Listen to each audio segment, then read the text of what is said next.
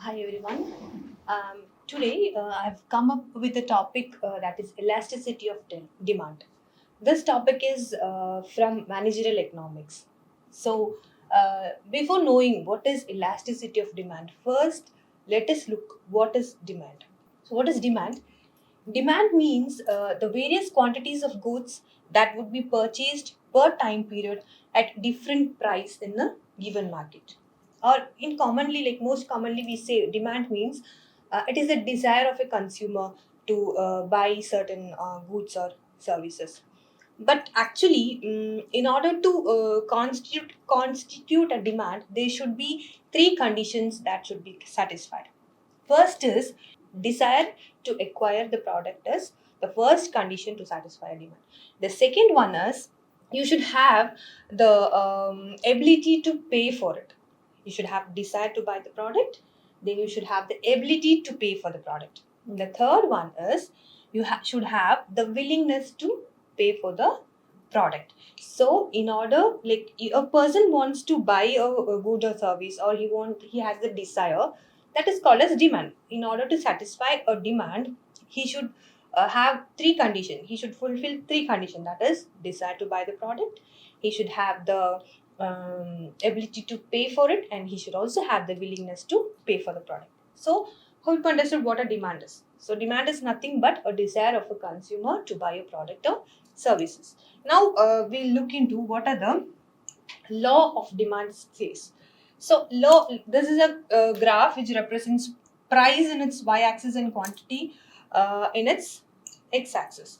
So law of demand states that there is a negative or an inverse relationship between the price and the quantity demanded, holding the other factors to be constant.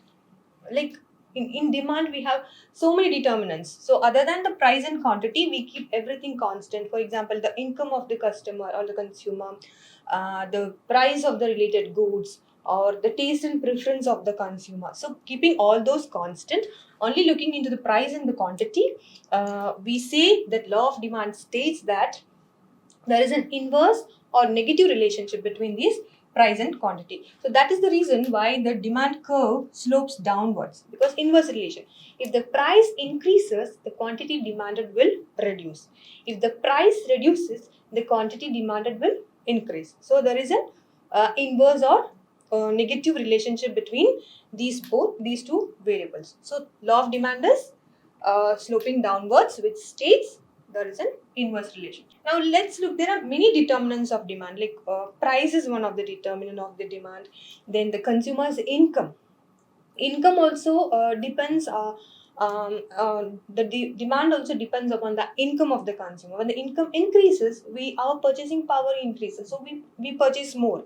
When our income reduces, our demand also reduce. So these are all the various determinants of demand. Like we see into first is price of the product, income of the consumer, price of the related goods, amount spent on the advertisement. The companies, they spend the amount for the advertisement, that is also a demand determinant. Then the consumer's preference, consumer's expectations, number of buyers in the market, the money supply, the taxation policy of the government, and the seasonal goods. All these points are the determinants of demand. So these all are the things which states the demand and its percentage. Okay, so now we look. Now you understood what a demand is, what the law of demand states, and you also saw what are the determinants of demand. Now let's come to our topic, that is elasticity of demand. This is our topic, elasticity of demand. So elasticity of demand means the extent of change in the demand as a result of the given change in any of the determinants of demand. For example, let's see a product like you can imagine this pen. Pen is costing 100 rupees. The price of this pen is 100. And now what happens? The price of this pen increased 20%. So now the price increased by 20% means the cost of this pen is 120 rupees. And then what happens when the price increases? According to law of demand, when the price increases, the quantity demanded will reduce. So you don't know how much percentage the quantity has reduced. So elasticity of demand says the percentage of reduction in the demand or the percentage of increase in the demand when there is a change in the price, income, or cost of the related products, whatever be. So if any change in any of the determinants of demand happens, that in any like any change happens to the income, price of the product, related good, taxation policy, let whatever be happens, the demand, there will be uh, a reduction or a hike in the demand. So the percentage of those change is known as elasticity of demand. Hope you understood with an example. Okay, so the concept of elasticity of demand therefore refers to the degree of the responsiveness of quantity demanded of a product to the change in the demand determinant. So according to the demand determinant, the percentage of change in the demand is known as elasticity of demand. So this elasticity of demand is classified into four. There are four major classification of elasticity of demand. First one is the price elasticity, then the income elasticity, cross elasticity, and advertising elasticity. Further, when we check, this price elasticity is also divided, or it is having 5 degrees that we'll just look. And income elasticity is divided again further classified into 3, then the cross elasticity and advertising elasticity. First, let us look what this price elasticity is all about. So price elasticity of demand is the ratio of percentage change in the quantity demanded to the change in the price. So always in elasticity, on top, what the when we are looking into ratio, we keep the quantity demanded by the price. That is price elasticity of demand. Okay. So when we consider degree of price elasticity, there are basically 5 degrees of price elasticity. In price elasticity, what you say is a small change in price when it leads to a higher change in demand, that is called as highly elastic demand. A small change in price leads to a greater or large amount of change in the demand, that is called as elastic demand. As a big change in price that is leading to a small change in demand, in such condition it is called as inelastic demand. Okay, so in price elasticity there are two concepts: elastic demand and inelastic demand. So a small change in price leading to large change in demand is elastic, and large change in price and small change in demand is inelastic. So the 5 degrees of price elasticity, the first one is perfectly elastic demand or infinite elasticity. What does that mean? With the help of this diagram, we can just say what is perfectly elastic demand means. A very small change in price lead to unlimited change in demand. See here, you can see there is no change, actually minute change in price is happening, but in demand there is no change happening. So demand is always increasing. Okay, small change in price leading to a greater demand in the unlimited change in the demand, that is called as perfectly elastic demand, that already we have seen, okay, in the degrees of elasticity. So example is luxurious products. When we consider luxurious products like jewelry, gold and all, even if there is a minute change, we never stop buying it, even only the demand goes on increasing. So that is an example of perfectly elastic demand. Now coming toward perfectly inelastic demand or zero elasticity, that is here the demand is always unaffected by the change in price. See here, you can see that there is a change in price but the demand remains constant. So unaffected, so here the demand is unaffected by the change in price. The quantity demanded does not respond to a rise or fall in the price of fall in the price. So this is called as zero elasticity. For example, food items or gas cylinder, even though the price is going high, we never stop buying it, isn't it? So it's constant, even though the price means price increase to high rates, or even the price reduces to low rates, we never stop buying those kind of things. Our demand remains constant. So food items, gas cylinder is a perfect example for perfectly inelastic demand. This is also called as zero elastic because the demand, there is no percentage variations. Now coming to the third degree of the price elasticity, that is relatively elastic demand. This graph shows relatively elastic, that is change in price result in more than proportionate change in demand. See, there is a small change in the price, but whereas in the quantity demanded, there is proportionately very high change in the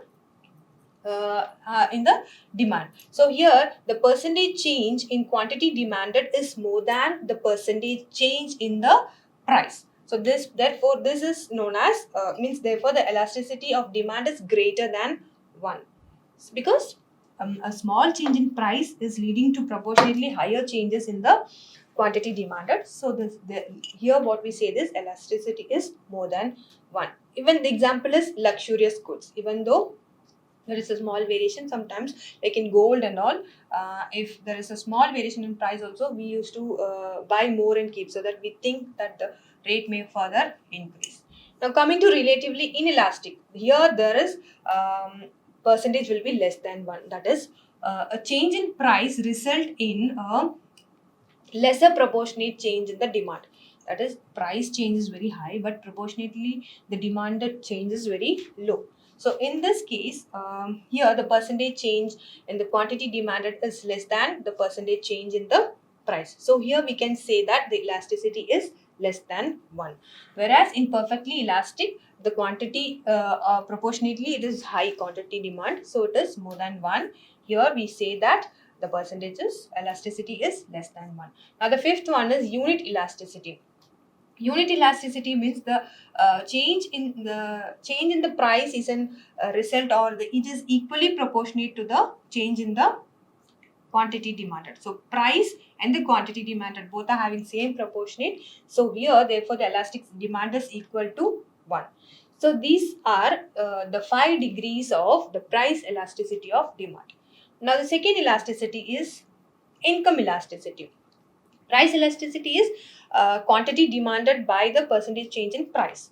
Now, the income elasticity says that the quantity demanded by the percentage change in income. So, income elasticity of demand refers to the change in the quantity demanded of a product as a result of a change in the consumer's income.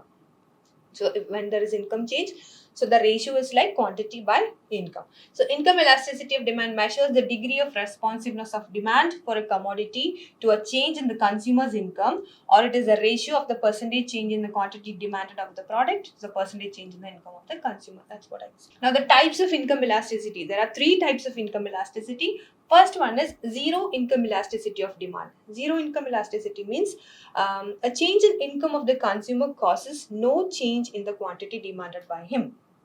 See, my income, even though my income increases or my income decreases, there is no change in my demand. See, the demand is straight. There is no change in demand. That is, for example, you can say common salt. That is a thing which we normally buy. Even though my income increases or even my income decreases, that is the normal rate that we purchase will continue on. So, a good example for zero income elasticity is salt, where our demand will remain always constant. Okay. Now the second one is positive income elasticity of demand. Positive income elasticity means an increase in the income of the consumer result in increase in the quantity demanded by him. When my income increases, the quantity that I demand will also increases. That is normally superior goods or positive income elasticity. An example is, like normally when I'm using vanaspati for making biryanis, you can imagine. So when my income increase, I may change it into making biryani with ghee. Vanaspati is a thing which is less priced than ghee. So I just exchange because my income increased, so I changed the demand. So positive income example is superior goods, using of superior goods. Income increased and the increase in demand in quantity demanded by me also increases. That is positive income. Now negative income elasticity of demand means an increase in the demand of a consumer result in the decrease in the quantity demanded by him. That is, even though my salary increased or my income increased, I stopped buying certain inferior goods. Example, you can see rice. When my income was when I was getting my normal income, I used to buy rice which was rupees 20 per kg. And my income increased, I started buying rice which cost rupees 50 per kg. because I stopped using these inferior goods and I started buying superior goods. Okay, so that is an example of negative income elasticity. That is, um, income of a consumer result in decrease in the quantity demanded by him. Consumer shift his consumption from inferior goods to superior goods. So, inferior goods to superior goods consumption is an example for negative income elasticity. So, now we learned what is price elasticity and income elasticity. Now, the third one is cross elasticity of demand. What is cross elasticity? Price of related good is one of the major determinant of demand. You know, right? There are many determinants of demand. First one is price, second one is income, and the third most important one is price of the related goods. So the price of related good is one of the major determinant of demand. Related goods can be either substitute or they can even be complementary goods. So cross elasticity, for example, we used to buy coffee. Normally, imagine I used to drink coffee, but suddenly the price of the coffee increased. There was a very huge change in the price of the coffee. So what I do, then I say, okay, now let's start drinking tea. I'll just change from coffee to tea. So that is cross elasticity. Related products or complementary products, instead of using the product, we just shift. So that is an example of cross elasticity of demand. In case of these goods, the demand of one product is related to the price of another product.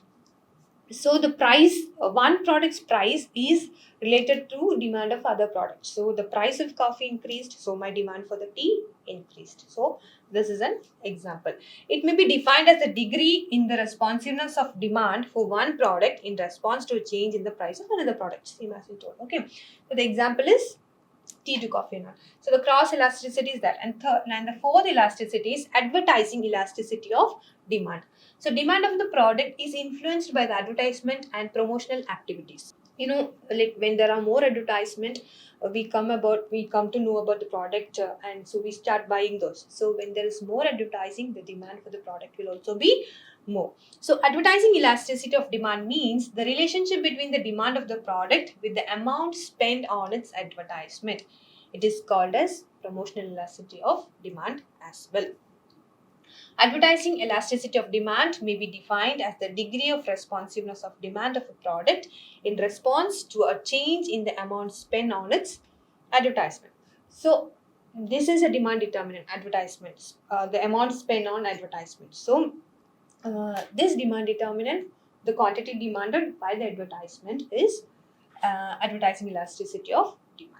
So hope you got an idea. So elasticity is nothing but the percentage change in the quantity demanded when when the other demand determinants like price, income, cost of the related good, taxation policy, advertising, etc. changes. What is the percentage change in the demand is known as elasticity of demand.